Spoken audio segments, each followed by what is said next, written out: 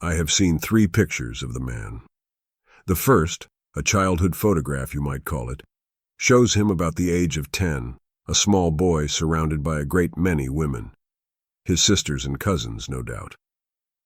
He stands in brightly checked trousers by the edge of a garden pond. His head is tilted at an angle 30 degrees to the left, and his teeth are bared in an ugly smirk. Ugly, you may well question the word, for insensitive people, that is to say, those indifferent to matters of beauty and ugliness, would mechanically comment with a bland, vacuous expression, "What an adorable little boy." It is quite true that what commonly passes for adorable is sufficiently present in this child's face to give a modicum of meaning to the compliment. But I think that anyone who had ever been subjected to the least exposure to what makes for beauty would most likely toss the photograph to one side with the gesture employed in brushing away a caterpillar and mutter in profound revulsion, "What a dreadful child." Indeed, the more carefully you examine the child's smiling face, the more you feel an indescribable, unspeakable horror creeping over you. You see that it is actually not a smiling face at all. The boy has not a suggestion of a smile. Look at his tightly clenched fists if you want proof. No human being can smile with his fists doubled like that. It is a monkey, a grinning monkey face. The smile is nothing more than a puckering of ugly wrinkles. The photograph reproduces an expression so freakish, and at the same time so unclean and even nauseating, that your impulse is to say, "What a wizened, hideous little boy." I have never seen a child with such an unaccountable expression. The face in the second snapshot is startlingly unlike the first. He is a student in this picture, although it is not clear whether it dates from high school or college days. At any rate, he is now extraordinarily handsome. But here again the face fails inexplicably to give the impression of belonging to a living human being. He wears a student's uniform, and a white handkerchief peeps from his breast pocket. He sits in a wicker chair with his legs crossed. Again he is smiling, this time not the wizened monkey's grin, but a rather adroit little smile. And yet somehow it is not the smile of a human being. It utterly lacks substance, all of what we might call the heaviness of blood, or perhaps the solidity of human life. It has not even a bird's weight. It is merely a blank sheet of paper, light as a feather, and it is smiling. The picture produces, in short, a sensation of complete artificiality, pretense, insincerity, fatuousness. None of these words quite covers it. And of course you couldn't dismiss it simply as dandyism. In fact, if you look carefully, you will begin to feel that there is something strangely unpleasant about this handsome young man. I have never seen a young man whose good looks were so baffling. The remaining photograph is the most monstrous of all. It is quite impossible in this one even to guess the age, though the hair seems to be streaked somewhat with gray. It was taken in a corner of an extraordinarily dirty room. You can plainly see in the picture how the wall is crumbling in 3 places. His small hands are held in front of him. This time he is not smiling. There is no expression whatsoever. The picture has a genuinely chilling, foreboding quality, as if it caught him in the act of dying as he sat before the camera, his hands held over a heater. That is not the only shocking thing about it. The head is shown quite large, and you can examine the features in detail. The forehead is average, the wrinkles on the forehead average, the eyebrows also average, the eyes, the nose, the mouth, the chin. The face is not merely devoid of expression. It fails even to leave a memory. It has no individuality. I have only to shut my eyes, after looking at it, to forget the face. I can remember the wall of the room, the little heater, but all impression of the face of the principal figure in the room is blotted out. I am unable to recall a single thing about it. This face could never be made the subject of a painting, not even of a cartoon. I open my eyes. There is not even the pleasure of recollecting, of course, that's the kind of face it was. To state the matter in the most extreme terms, when I open my eyes and look at the photograph a second time, I still cannot remember it. Besides, it rubs against me the wrong way and makes me feel so uncomfortable that in the end, I want to avert my eyes. I think that even a death mask would hold more of an expression, leave more of a memory. That effigy suggests nothing so much as a human body to which a horse's head has been attached. Something ineffable makes the beholder shudder in distaste. I have never seen such an inscrutable face on a man. Mine has been a life of much shame. I can't even guess myself what it must be to live the life of a human being. I was born in a village in the northeast, and it wasn't until I was quite big that I saw my first train.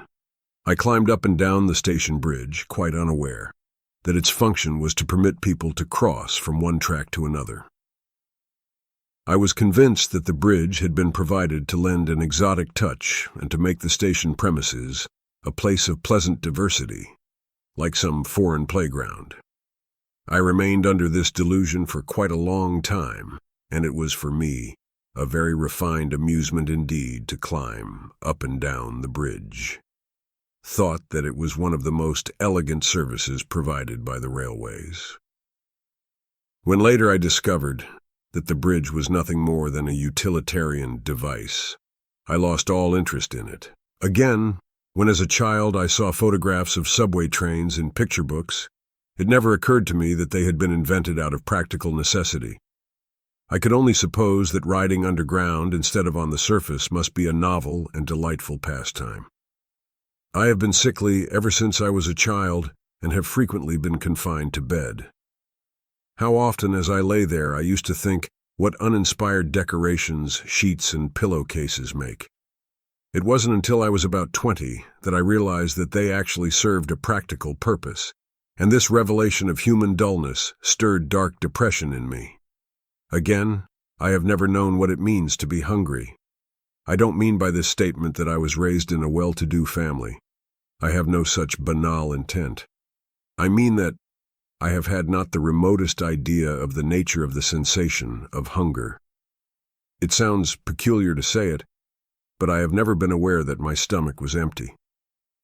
When as a boy I returned home from school, the people at home would make a great fuss over me. "You must be hungry." We remember what it's like, how terribly hungry you feel by the time you get home from school. How about some jelly beans? There's cake and biscuits too. Seeking to please, as I invariably did, I would mumble that Jay was hungry and stuff a dozen jelly beans in my mouth, but what they meant by feeling hungry completely escaped me. Of course I do eat a great deal all the same, but I have almost no recollection of ever having done so out of hunger. Unusual or extravagant things tempt me, and when I go to the house of somebody else, I eat almost everything put before me, even if it takes some effort. As a child, the most painful part of the day was unquestionably mealtime, especially in my own home.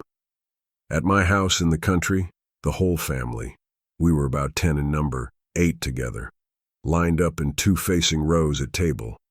Being the youngest child, I naturally sat at the end. The dining room was dark, and the sight of the 10 or more members of the household eating their lunch, or whatever the meal was, in gloomy silence was enough to send chills through me.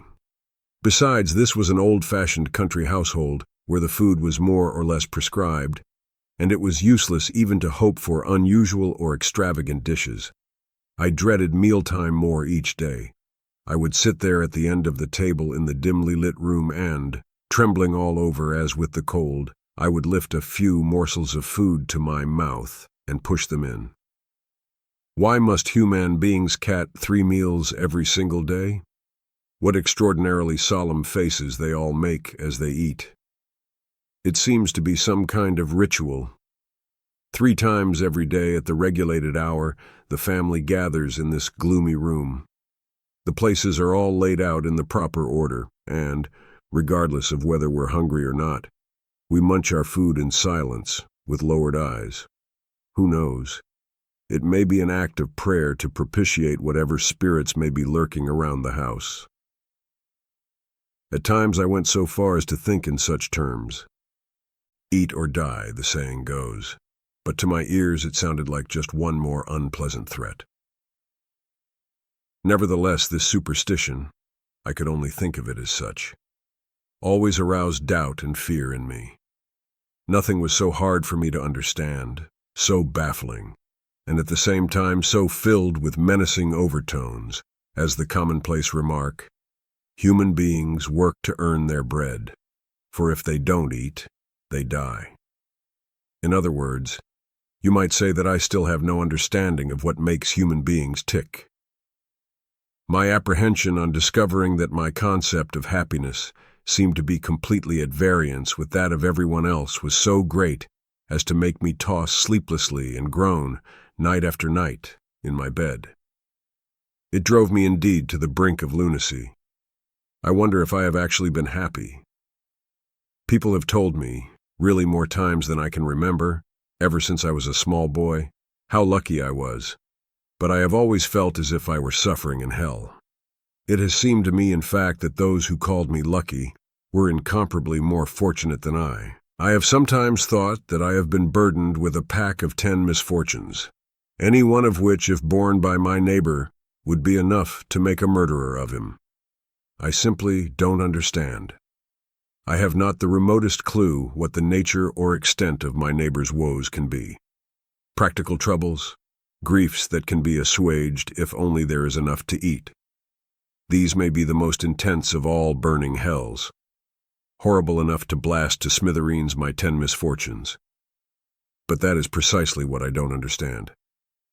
If my neighbors manage to survive without killing themselves, without going mad, maintaining an interest in political parties, not yielding to despair, resolutely pursuing the fight for existence, can their griefs really be genuine? Am I wrong in thinking that these people have become such complete egoists and are so convinced of the normality of their way of life that they have never once doubted themselves?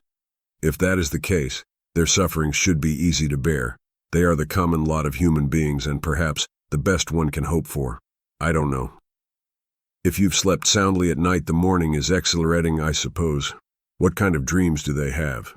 What do they think about when they walk along the street? Money? Hardly. It couldn't only be that.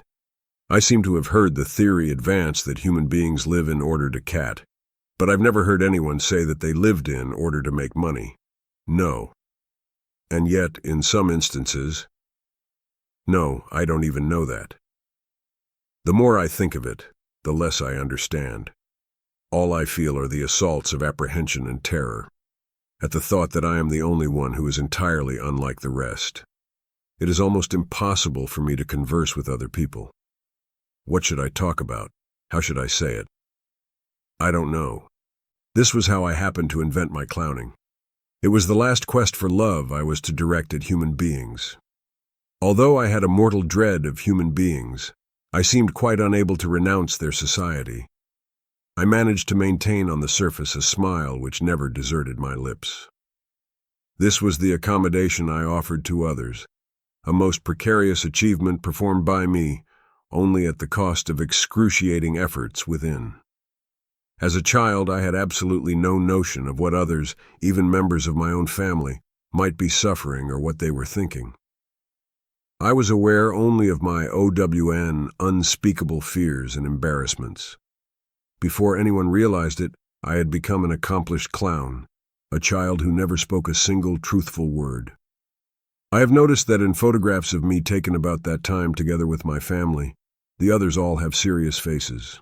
Only mine is invariably contorted into a peculiar smile. This was one more variety of my childish, pathetic antics. Again, I never once answered back anything said to me by my family.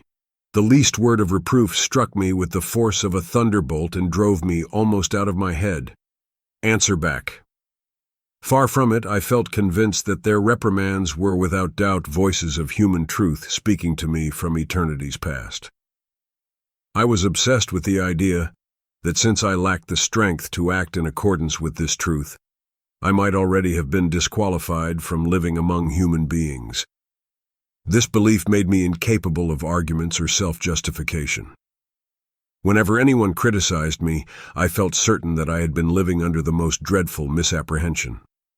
I always accepted the attack in silence, though inwardly so terrified as almost to be out of my mind.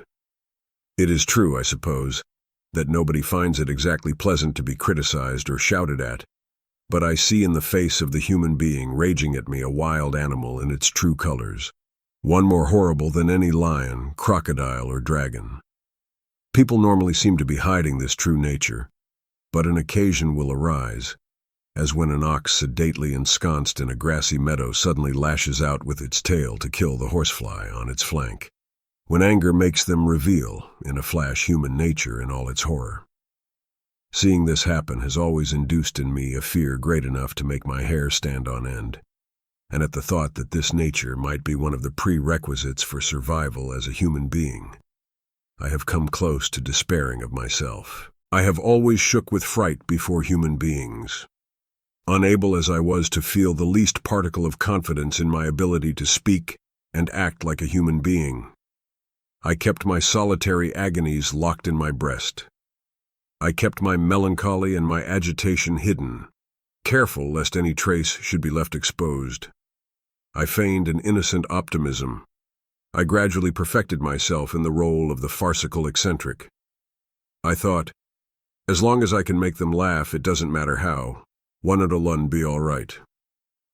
If I succeed in that, the human beings probably won't mind it too much if I remain outside their lives.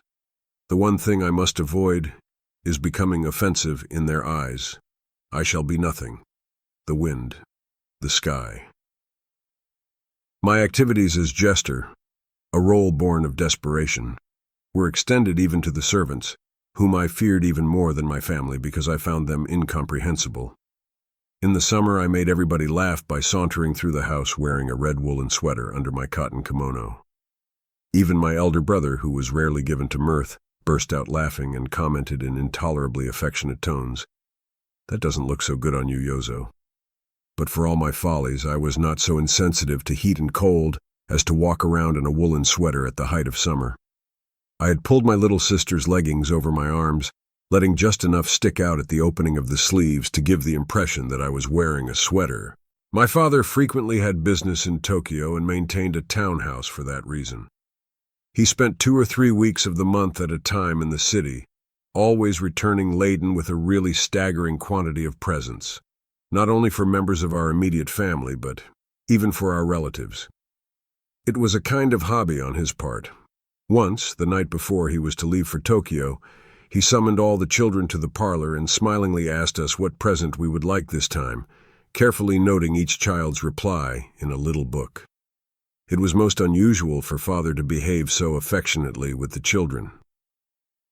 "How about you, Yozo?" he asked, but I could only stammer uncertainly. Whenever I was asked what I wanted, my first impulse was to answer nothing. The thought went through my mind that it didn't make any difference, that nothing was going to make me happy. At the same time, I was congenitally unable to refuse anything offered to me by another person, no matter how little it might suit my tastes. When I hated something, I could not pronounce the words, "I don't like it." When I liked something, I tasted it hesitantly, furtively, as though it were extremely bitter. In either case, I was torn by unspeakable fear. In other words, I hadn't the strength even to choose between two alternatives. In this fact, I believe, lay one of the characteristics which in later years was to develop into a major cause of my life of shame. I remained silent, fidgeting. My father lost a little of his good humor. "Will it be a book for you? Or how about a mask for the New Year lion dance? They sell them no W in children's sizes. Wouldn't you like one?" The fatal words, "Wouldn't you like one?" made it quite impossible for me to answer. I couldn't even think of any suitably clownish response. The jester had completely failed. "A book would be best, I suppose," my brother said seriously. "Oh?" The pleasure drained from my father's face. He snapped his notebook shut without writing anything. What a failure. Now I had angered my father, and I could be sure that his revenge would be something fearful. That night, as I lay shivering in bed, I tried to think if there were still not some way of redressing the situation. I crept out of bed, tiptoed down to the parlor, and opened the drawer of the desk where my father had most likely put his notebook. I found the book and took it out.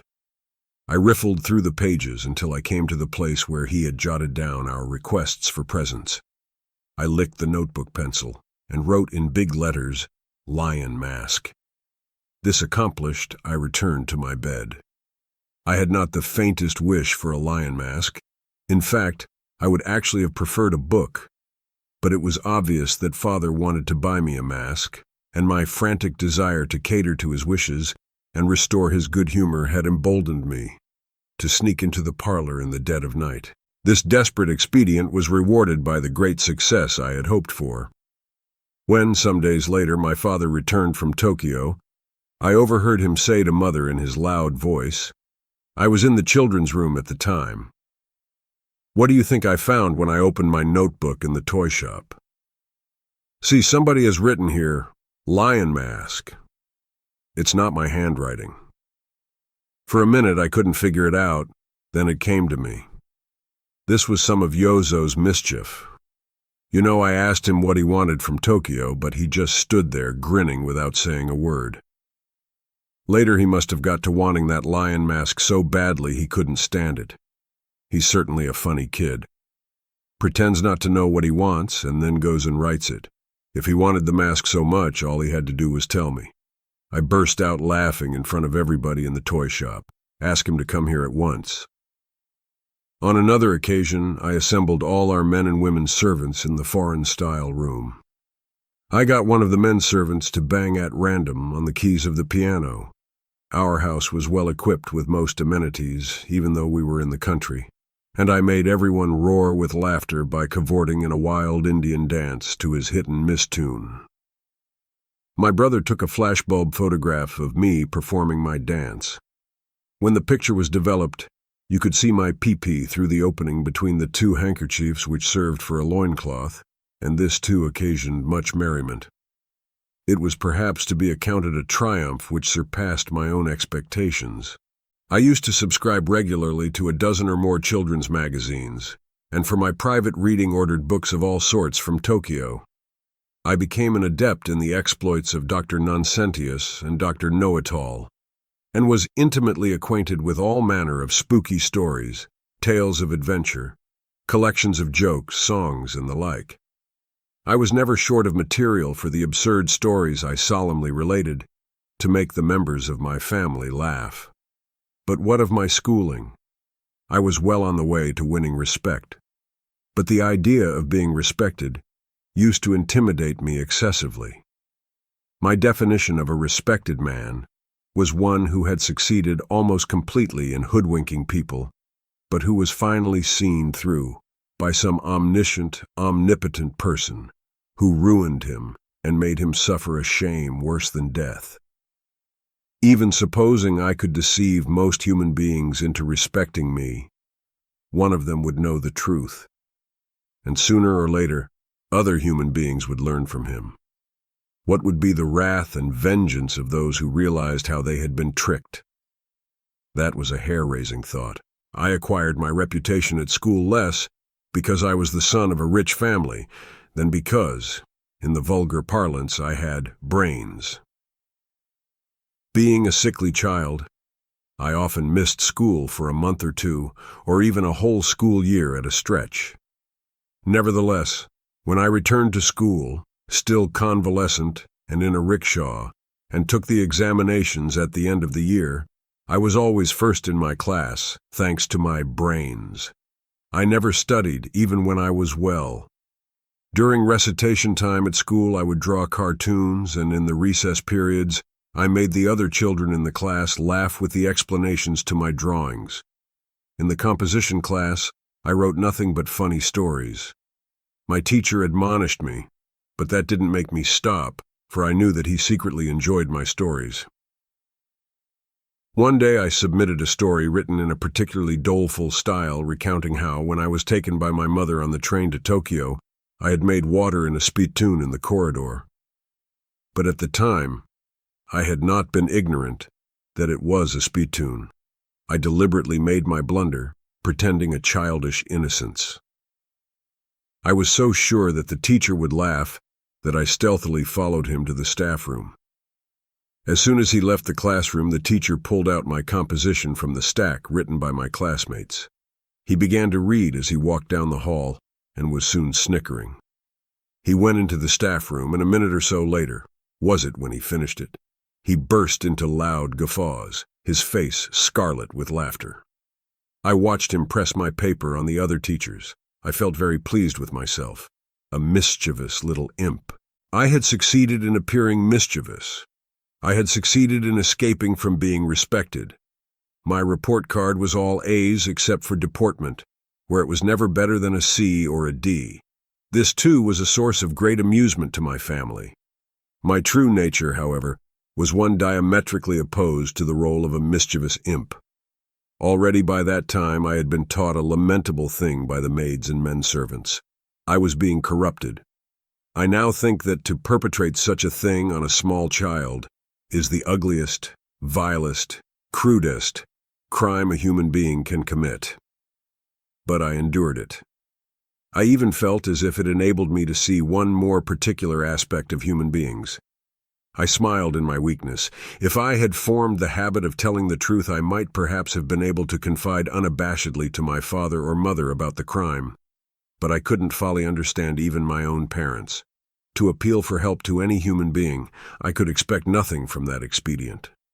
Supposing I complained to my father or my mother or to the police, the government, I wondered if in the end I would not be argued into silence by someone in good graces with the world, by the excuses of which the world approved. It is only too obvious that favoritism inevitably exists. It would have been useless to complain to human beings. So I said nothing of the truth.